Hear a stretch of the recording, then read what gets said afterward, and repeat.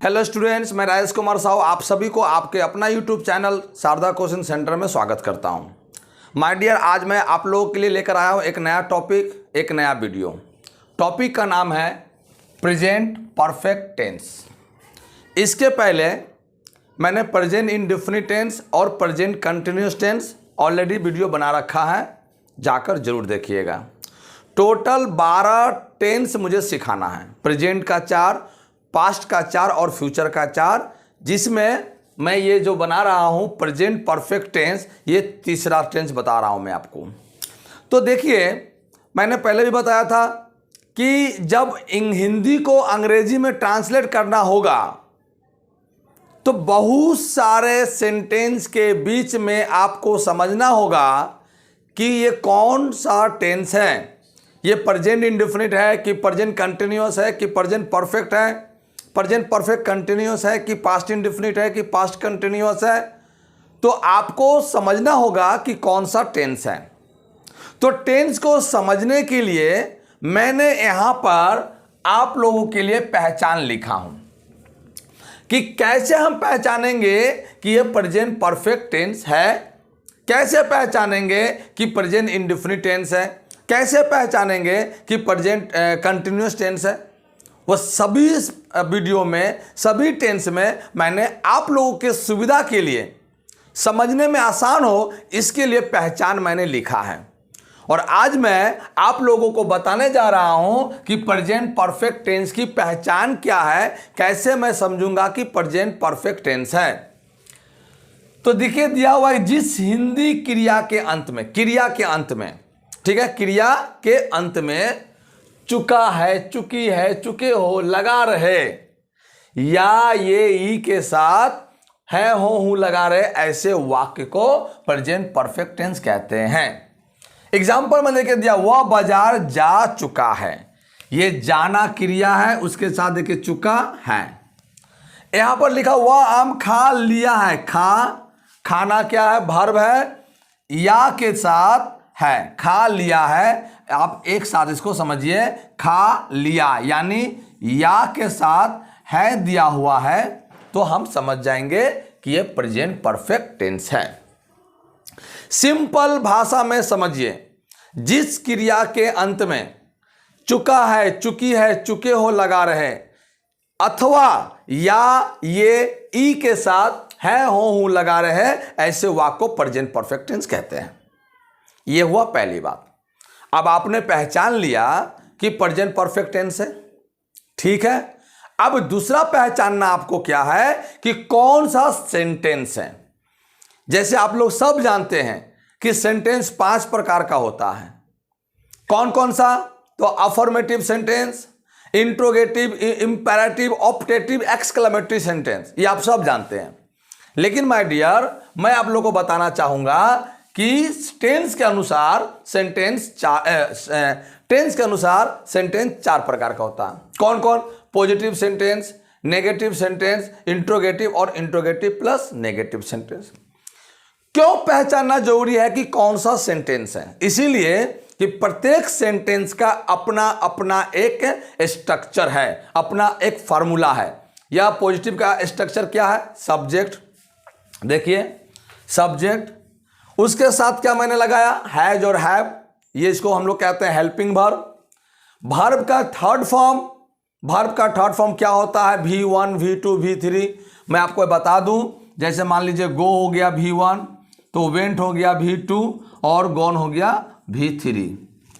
उसी प्रकार से जैसे यहाँ पर मान लीजिए स्लिप हो गया V1, स्लेप्ट हो गया V2 और यहाँ स्लेप्ट हो गया V3। और एक चीज मैं बता देता हूं, जैसे मान लीजिए मैंने यहां लिखा गिव V1, गैव V2 और V3 हो जाएगा गिवन। ठीक है माय डियर। तो ये V1, V2, V3 अगर आप नहीं जानते हैं तो ये आपको जानना बहुत जरूरी है, ये आपको याद रखना पड़ेगा।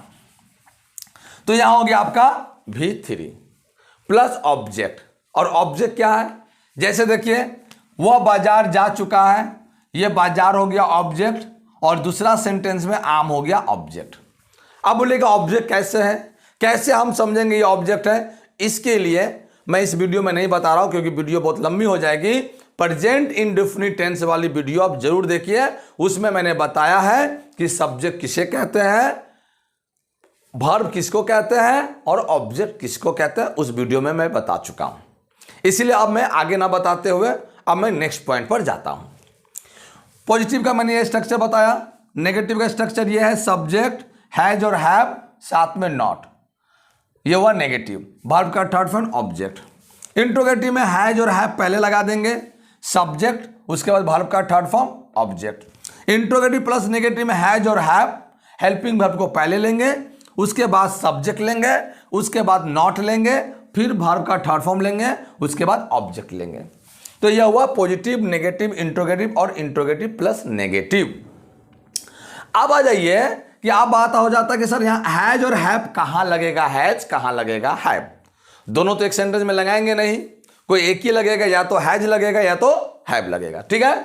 तो कहां लगेगा, देखिए आई के साथ हैव लगेगा, वी के साथ हैव लगेगा, दे के साथ हैव लगेगा, यू के साथ हैव लगेगा, और प्लूरल नाउन यानी एक से ज्यादा जो संज्ञा होगा उसमें हम क्या लगाएंगे, हैव लगाएंगे। जैसे राम और श्याम, जैसे काउज, काउज मैंने बहुत सारे गाय हो गई, तो उसमें हम क्या लगाएंगे, हैव लगाएंगे। ही के साथ हैज लगेगा, सी के साथ हैज लगेगा, इट के साथ हैज लगेगा, और सिंगुलर नाउन यानी एक नाउन जो रहेगा, एक संज्ञा जो रहेगा, उसके साथ हम हैज लगाएंगे। यह हुआ आपका पहचान, स्ट्रक्चर, और हैव और हैज कहां कहां लगाएंगे यह मैंने आपको बताया। अब मैं यहां पर कुछ एग्जाम्पल में लिया हूं, जैसे वह बाजार जा चुका है, वह बाजार नहीं जा चुका है, क्या वह बाजार जा चुका है, क्या वह बाजार नहीं जा चुका है। अभी मैंने बताया था कि सेंटेंस 4 प्रकार के होते हैं टेंस के अनुसार। तो माय डियर वह बाजार जा चुका है, यह हो गया पॉजिटिव, यह हो गया पॉजिटिव। नहीं लगा हुआ है तो नेगेटिव। पहले क्या ले लगा हुआ यानी आपसे पूछा जा रहा प्रश्न, तो यह हो गया इंट्रोगेटिव। उसके बाद क्या के साथ देखिए यहां पर नहीं लगा हुआ है, तो यह हो गया इंट्रोगेटिव प्लस नेगेटिव। मैं फिर रिपीट करता हूं, ध्यान दीजिए। यहां पर देखिए आप जो कह रहे हो, अब सिंपल स्टेटमेंट जो होता है वही पॉजिटिव सेंटेंस समझिए। इसमें क्या भी नहीं लगा हुआ है, नहीं भी नहीं लगा हुआ है, तो वो हो गया पॉजिटिव सेंटेंस। नेगेटिव जहां नहीं लगा हुआ है, नहीं है तो नेगेटिव। प्रश्न पूछ रहा है क्या हुआ बाजार जा चुका है, यह प्रश्न पूछा जा रहा है, क्या पहले लगा हुआ है, यह हो गया इंट्रोगेटिव। साथ में देखिए यहां पर क्वेश्चन मार्क भी लगा हुआ है। चौथा हो गया क्या हुआ बाजार नहीं जा चुका है, क्या के साथ नहीं लगा है, यह हो गया इंट्रोगेटिव। क्या लगा है तो इंट्रोगेटिव, नहीं लगा है तो नेगेटिव। इसको हम लोग कहेंगे इंट्रोगेटिव प्लस नेगेटिव सेंटेंस। अब इन चारों को हम इंग्लिश में ट्रांसलेट करेंगे। कैसे? पहला नंबर पॉजिटिव सेंटेंस है, तो पॉजिटिव सेंटेंस का स्ट्रक्चर को फॉलो कीजिए। पहला नंबर में क्या दिया हुआ, सब्जेक्ट। जैसे मैंने बताया कि वह सब्जेक्ट है, वह क्या है, सब्जेक्ट। जाना क्या है, वर्ब, और बाजार क्या है, बाजार क्या है, ऑब्जेक्ट। ठीक है माय डियर। तो यहां पर सबसे पहले सब्जेक्ट है, तो सब्जेक्ट में हम लगाएंगे वह का इंग्लिश होता है ही। उसके बाद हैज और हैव, हैज लगेगा कि हैव लगेगा। यहां देखिए ही के साथ हैज लगा है, तो यहां क्या लगा देंगे, हैज। फिर क्या लगा हुआ है, वर्ब का थर्ड फॉर्म, जाना, go went gone, go went gone, he has गोन।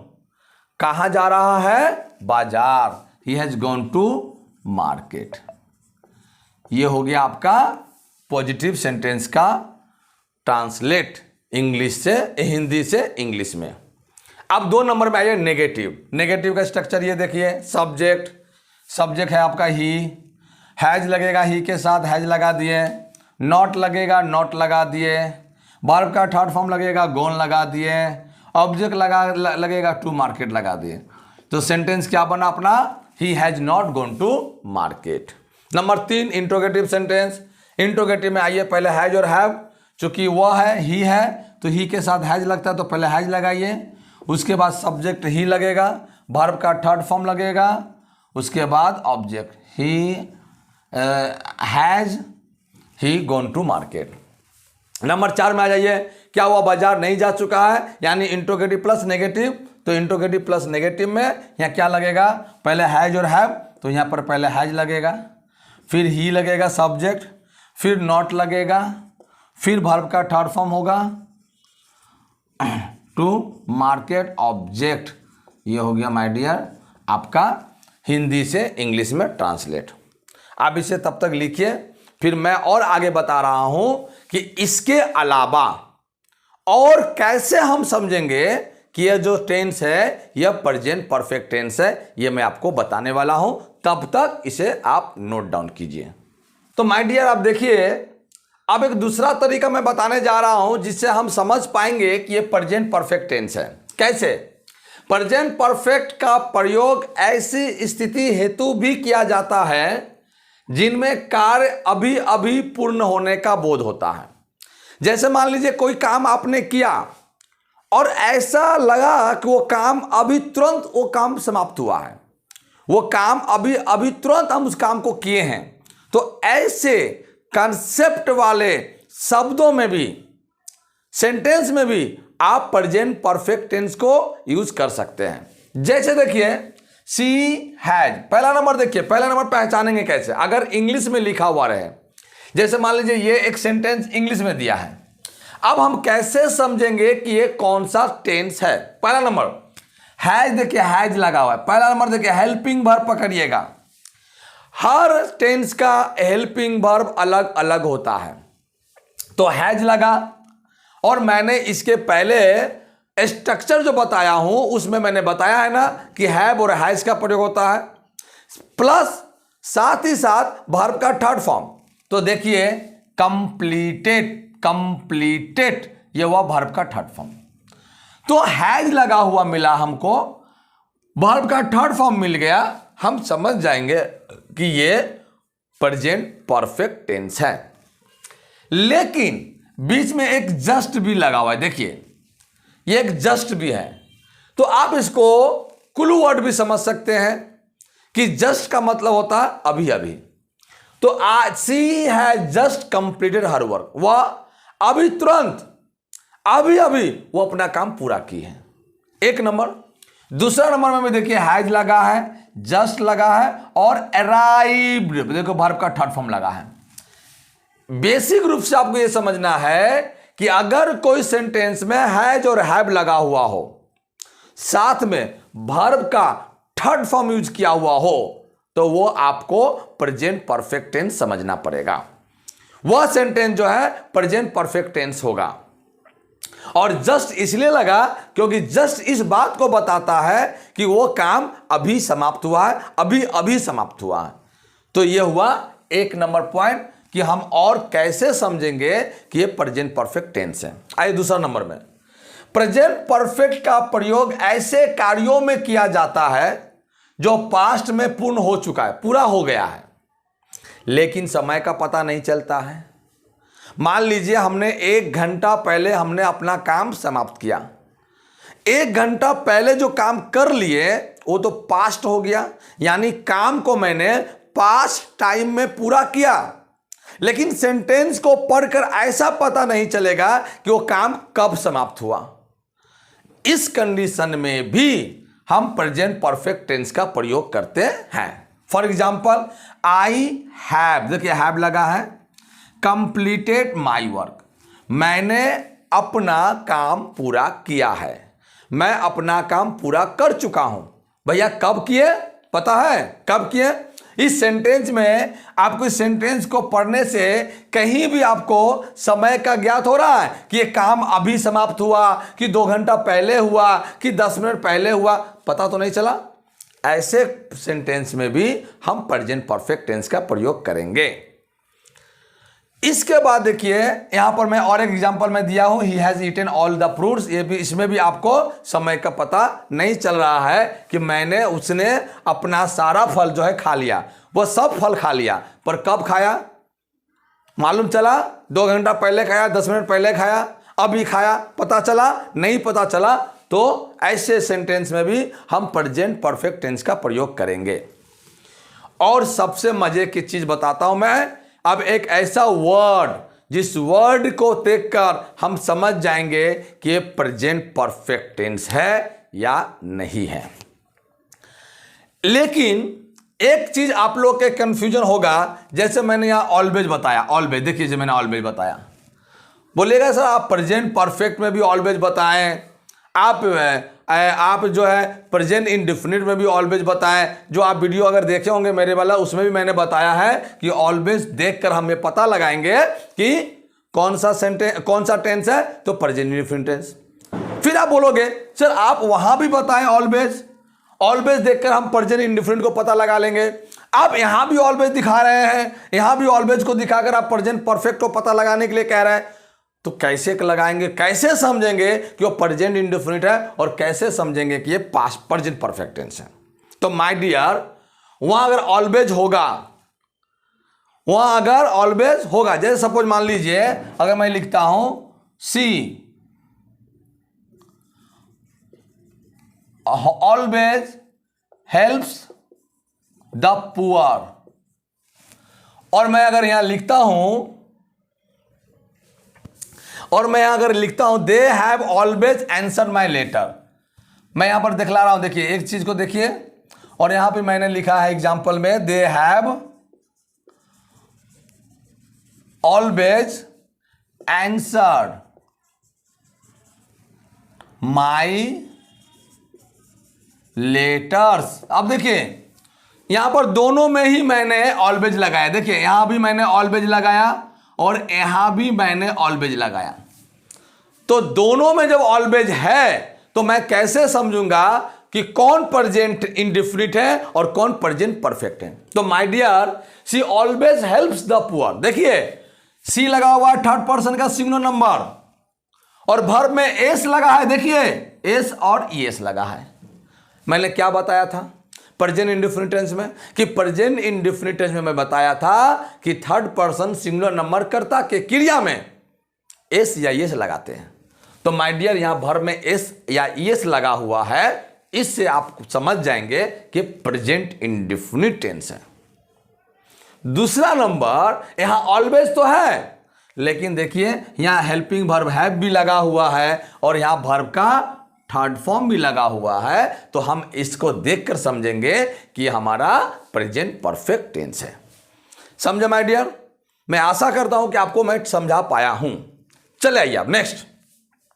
अब क्लू वर्ड क्या क्या है, जैसे मैंने येट लिखा, why it yet, always, never, already, up to now, often, several times, lately, recently, so far etcetera. इस तरह के कुछ शब्द हैं जिस शब्दों को देखकर आप जान पाएंगे कि प्रेजेंट परफेक्ट टेंस है। उसका मैंने कुछ एग्जाम्पल भी लिया है, जगह कम इसलिए पूरा का नहीं ले पाया, मैं कुछ का लिया हूं। देखिए, have the children gone to school yet, देखिए यहां पर येट लगा है। दे हैव ऑलवेज, देखिए यहां पर ऑलवेज लगा है। आई हैव ऑलरेडी, देखिए यहां ऑलरेडी लगा हुआ है। आई हैव नेवर, देखिए यहां पर नेवर लगा हुआ है। We have no trouble so far, यहां देखिए सो फार लगा हुआ है। आई हैव ऑफन, देखिए यहां पर ऑफन लगा हुआ है। जिस वर्ड को मैंने सर्कल किया है, ये सारा क्लू वर्ड है जो हम सेंटेंस में आपको एग्जाम्पल के तौर में दिखाया हूं। इसे आपको याद रखना है ताकि आपको ट्रांसलेशन को पकड़ने में, सेंटेंस को, टेंस को समझने में आपको सुविधा होगा। तो माय डियर, आज प्रेजेंट परफेक्ट टेंस में बस इतना ही आज आप लोगों को बता रहा हूं। मैं आशा करता हूं कि जो भी बताने का मैंने प्रयास किया आप लोगों को ठीक से समझ में आया होगा।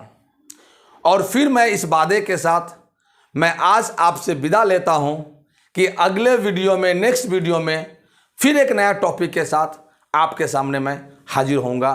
तब तक धन्यवाद। जय हिंद।